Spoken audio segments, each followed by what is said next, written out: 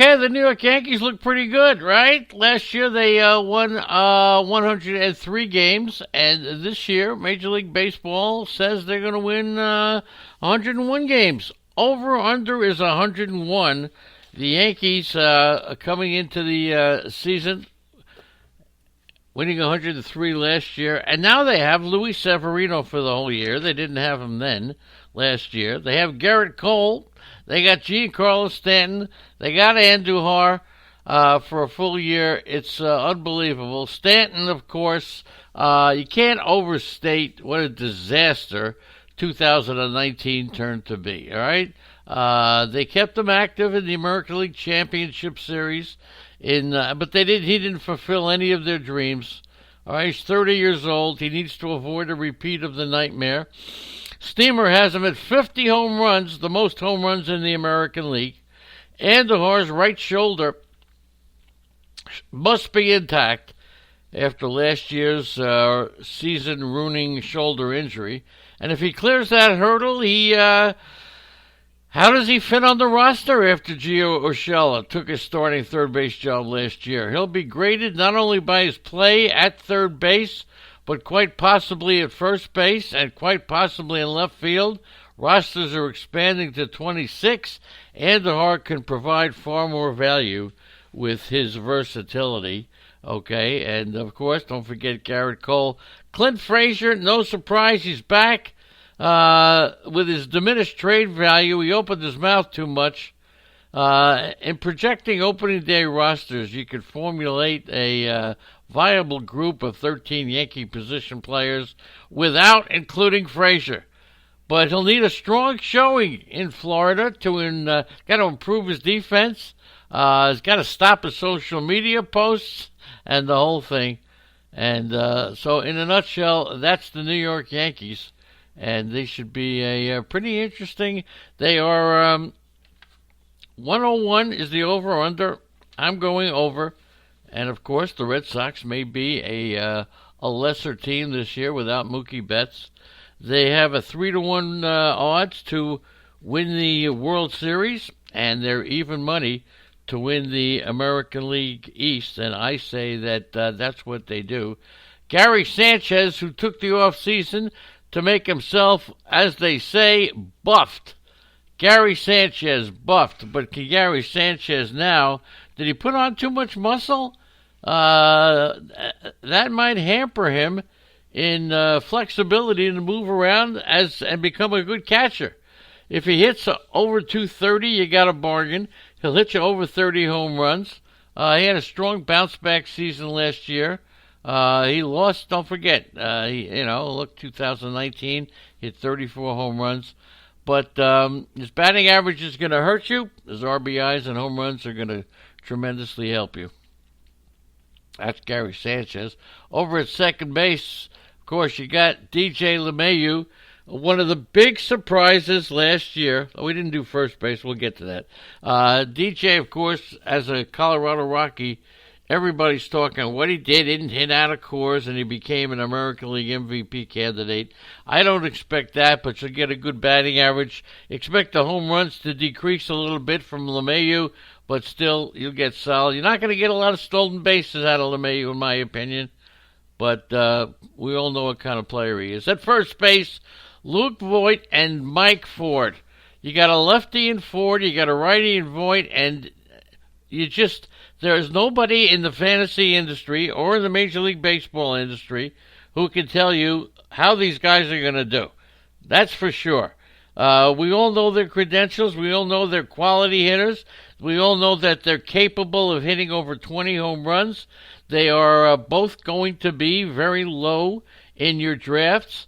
They are $5 players at best, and there you go. So for Luke Voit and for Mike Ford, I'm not about to sit here and tell you which one, whoever emerges in the spring, is going to have a tremendous advantage, but it could very well be a straight platoon. Gleyber Torres. There's been talk that this guy's a potential most valuable player guy. But the problem is that how is he going to handle a shortstop with his original position, okay? But he's multi-talented. He's got class. He's got potential. He'll hit 30 home runs. He'll hit you about 280. Get the 90 to 100 RBIs. He'll steal 5 or 6 bases. 13 of his 38 home runs last year were hit against the Orioles. He also hit 29 of his 38 home runs against right-handed pitching, and he is a right-handed hitter. His home road splits are not as drastic as one would assume with his friendly home run hitting ballpark in Yankee Stadium. So, look, he is a potential star. He's only 23. We're expecting him to hit over 280, 30 home runs. When I say 30, it could be 35, but that's the kind of player he is. When any expert says 30 home runs, we don't 31, 32, 35. That's just a range. 5 or 6 stolen bases is a range as well, and that's Gleyber Torres. Over at third base, it's the battle. It's between Urshela and it's Andujar, and here's why Urshela has even a bigger advantage, not just because of what he did last year. Defensively, now I know in fantasy sports, defense doesn't count that much. It does, though, in terms of playing time. The combination of Andujar and Torres at short and third is a horrible defensive alignment, range-wise.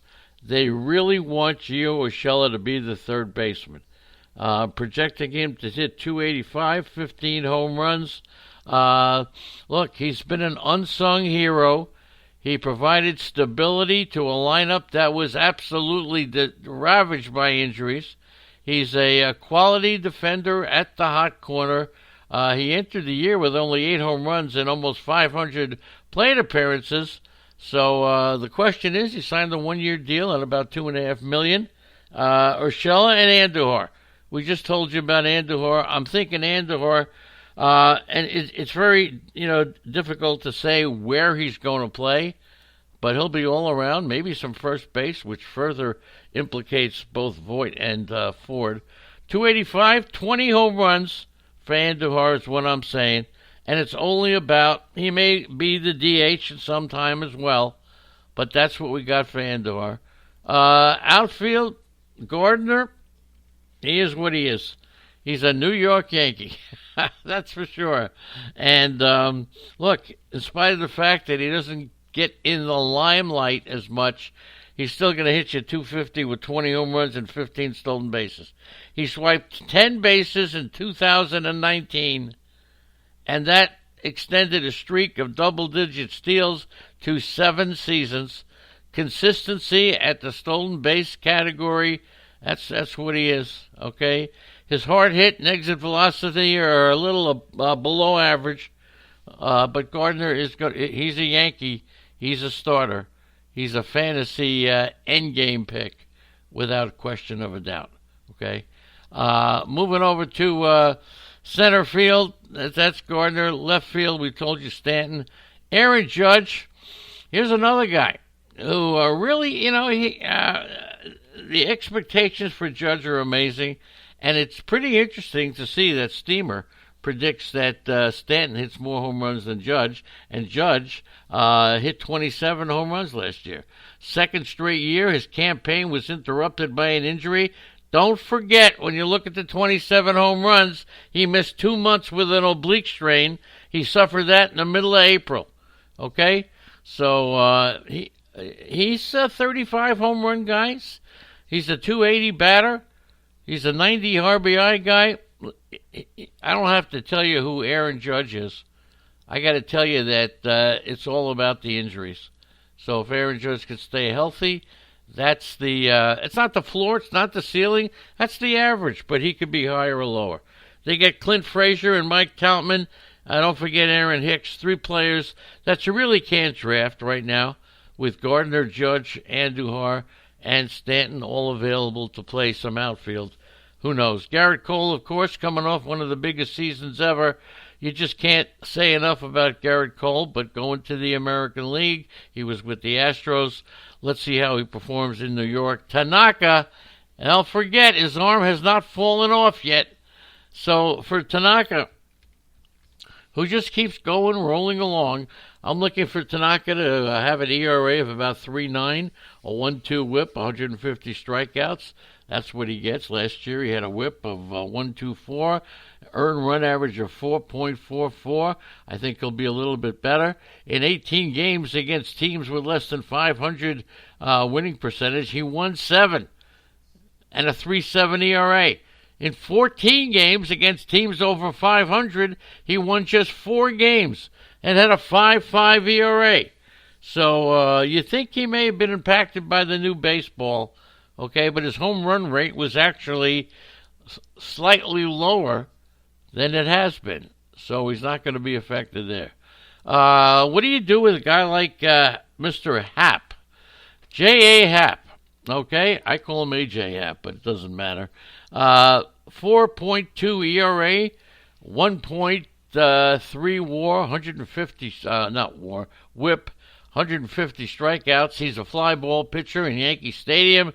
And, you know, when you say that, Yankee Stadium, the ball travels about 7 feet farther than expected. And that could be a problem for a lot of pitchers. He's almost 2 home runs per 9 with the third worst among pitchers with at least 150 innings. His strikeout rate was just was down a little bit last year, but still, he's a winner. You know, he won 12 games last year.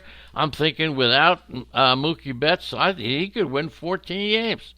14 games this year. The Yankees are going to be spectacular. The Yankees are going to be absolutely spectacular. The other pitcher that you got to talk about when you talk about the Yankees is James Paxton. Has he emerged as a... would anybody want James Paxton as their number one? That's the question. Would you drop down, draft offense all the way, and then grab a James Paxton as your number one pitcher on the New York Yankees, where he could win 15 games, give you a 3.6 ERA, 1.1 something whip, 200 strikeouts? Last year was his first season as a Yankee. Fell a little short, and here again, you get another fly ball pitcher, okay?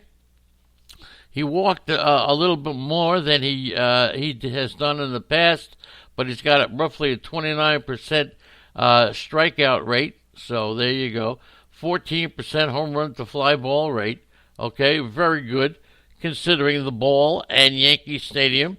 So he teases with a changeup, and look, his arsenal is just good. He's a good pitcher, okay? James Paxton, maybe get you 15 wins, 3.5, 3.6 ERA with a 1.1 something whip. That's not terrible.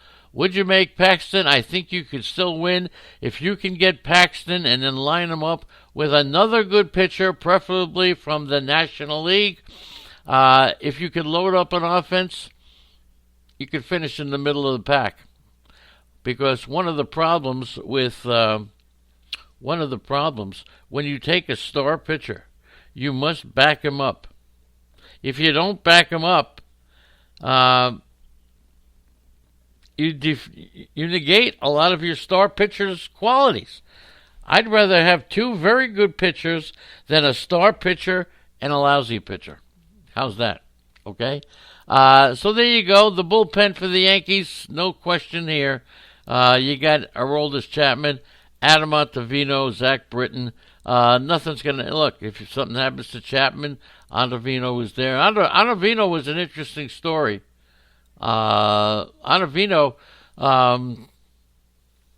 second camp in pinstripes, and he had a lousy postseason, but he will be asked to relive his...